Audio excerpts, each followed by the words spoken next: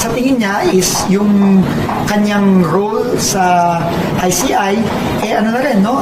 Yung kanyang technical expertise, dahil na marami na rin na file na kaso, marami ng gusto na niyang i-devote yung kanyang expertise sa pagtutulong sa DPWH sa pag-implement ng mga project ng tama. Specifically, ang sabi niya sa akin, gusto niya tulungan si Presidente sa pag-implement nung 18 Major River System Master Plan. Secretary, reaction niyo lang po sa resignation ni Secretary Babes.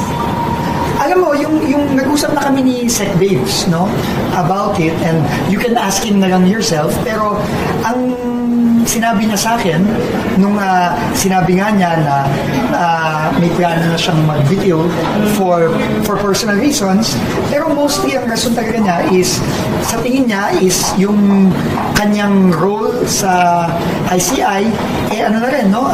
Yung kanyang technical expertise, dahil na marami na rin na file na kaso, marami ng gusto na niyang i-devote yung kanyang expertise sa pagtutulong sa DPWH sa pag-implement ng mga project ng tama. Specifically, ang sabi niya sa akin, gusto niyang tulungan si Presidente sa pag-implement nung 18 Major River System Master Plan, no, for flood mitigation, na sinimulan niya nung siya DPWH Secretary, na unfortunately hindi na-implement. No, so specifically sinabi din niya alam ko sa ating Pangulo na yun ang gusto talaga niyang ibigay ang kanyang expertise, lalo na ngayon na ibigay na niya yung kanyang expertise sa ICI. So yun ang usapan namin several weeks ago. He just resigned sa ICI, sir, pero he still manifests his willingness to help po sa other projects. Oh yes. In fact, he manifested his full support to what the President wants to do and to what DPWH wants to do moving forward. Lahat ng initiated dialogue, sir, ano?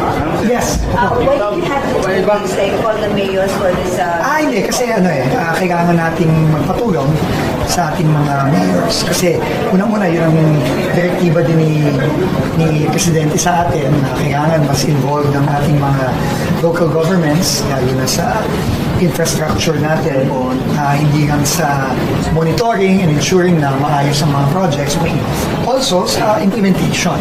And ngayon, nag-usap na rin kami ni Sec Sani Angara at siya din mismo nagsabi na hihingi na rin ng tulong ang DepEd sa mga mayors. So for 2025, dahil nga malaki ang backlog natin sa construction ng classrooms, humihingi tayo ng tulong sa mga mayors na pwedeng tulungan nila tayo sa pag-construct, para mabilis natin mahabol yung backlog natin, maka-catch up na tayo by next year. Sir, how was the dialogue? Wala namang Very good. reaction ng In fact, ang ganda nga kasi ang mayors, talagang magapit sila sa mga kababayan natin and alam nila yung needs ng mga kababayan natin, and sila yung talagang mapagkakatiwalaan natin kasi syempre sila since sila yung magapit sa mga constituents, gusto talaga nilang mag-deliver ng mga proyekto ng maayos.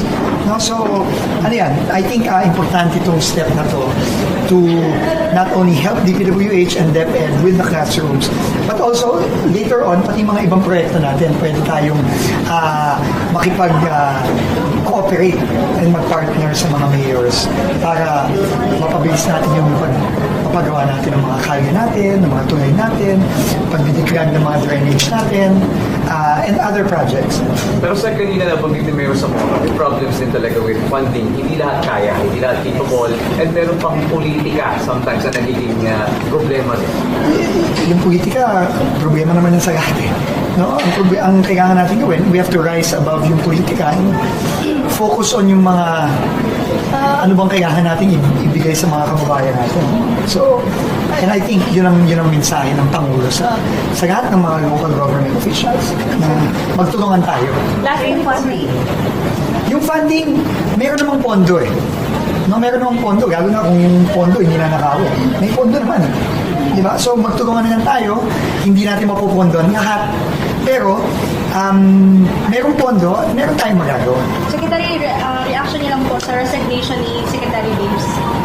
Alam mo, yung nag-usap na kami ni Sec Babes, no, about it, and you can ask him na lang yourself, pero ang sinabi niya sa akin, nung sinabi nga niya na may plano na siyang magbitiw for personal reasons, pero mostly ang rason talaga niya is, sa tingin niya is yung kanyang role sa ICI, ano na rin, no?